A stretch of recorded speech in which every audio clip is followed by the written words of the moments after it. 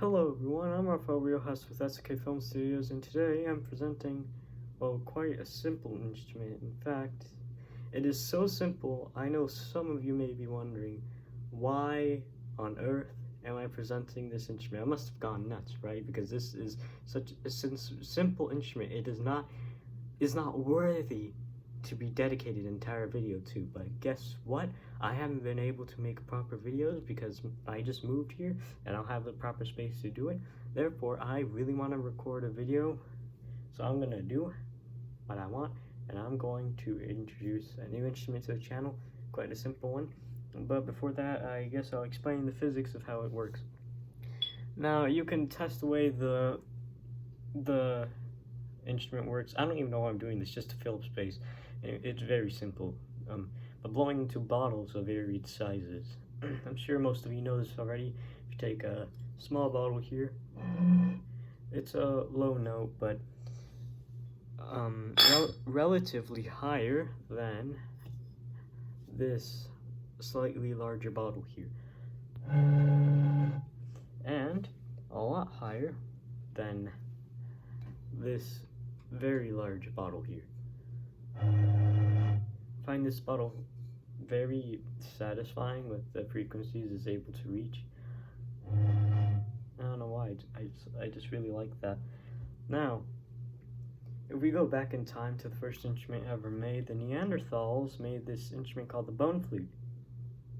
It was a flute made out of bones. Simple. Now, they took a deer bone or a bear bone and stuff like that, they hollowed it, poked holes through it, they blew into it, and you had music. Very simple. The first instrument ever, the flute. Congratulations to all you flute players out there. You're the most prehistoric instrument player ever. Anyway, as the flute evolved, there's variations of the flute. Some people took the bottle idea that I showed, which actually really didn't exist back then, but the same concept. They took that concept and added it with the flute, which has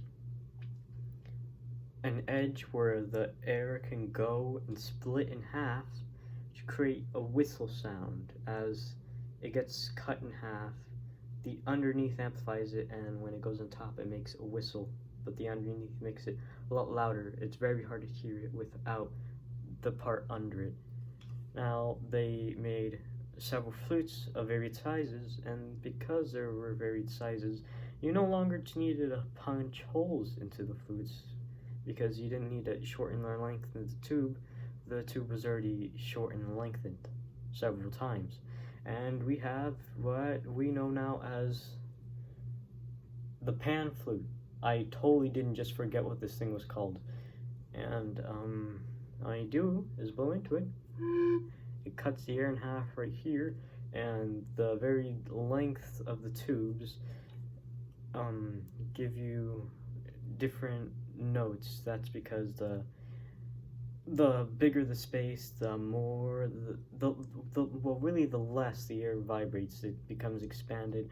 It creates a lower frequency. I don't know why I'm explaining any of that. If you're not a toddler, you already know that. So I don't know anything that's truly in the key of C, and this only uses white notes. It doesn't use any flats or sharps. It is not a chromatic instrument. Therefore, I probably won't be able to play anything true with it today. However, I did find quite an observation. At the end of the octave of this, it jumps from what is supposed to be C to an A, which I don't know why, but it does. Look.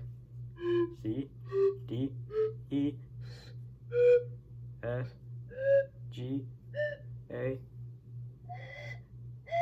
B, and A. It goes to a higher A, which I don't know if that's how pan flutes were supposed to be, but when I first got that was really annoying. I was like, A. You can test this on the guitar. If you have a guitar, you can do the scale.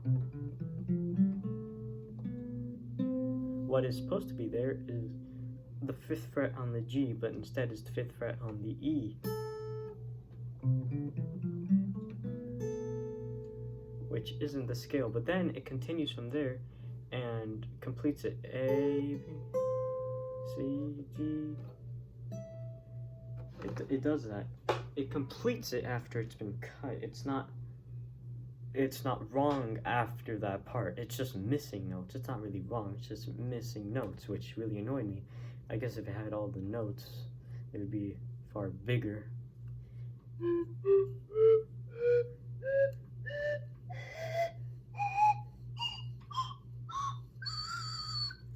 And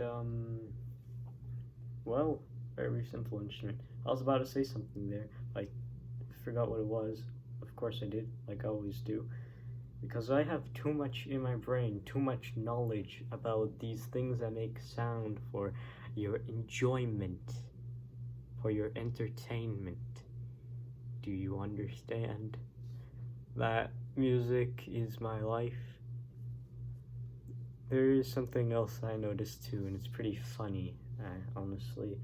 I think it's right here. If you play these two notes at once, it creates a tritone. However, this tritone, instead of just sounding like a note you would hear out of hell, it sounds, what to me sounds like a telephone ringing.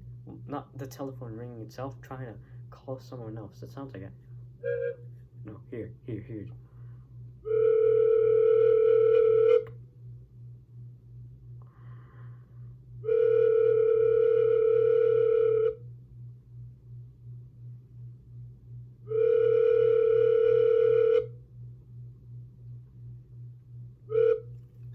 I don't know if you agree, but that really sounded like a telephone to me. And because of the way it works, you can also make sound by vibrating the air by tapping on it, but that creates a lot lesser of a sound. So a very, very quiet sound. Kind of like the xylophone. Anyway, Panflute. I don't know why I made this video. Why did I make this video? I don't know why I made this video. And also, I moved the camera to a different place, which meant in order to get inside the camera, I had to be on my knee, and now my knee hurts. So, congratulations. You watched this video and watched me hurt my knee. I shall now walk away and then come back because I need to stop the camera.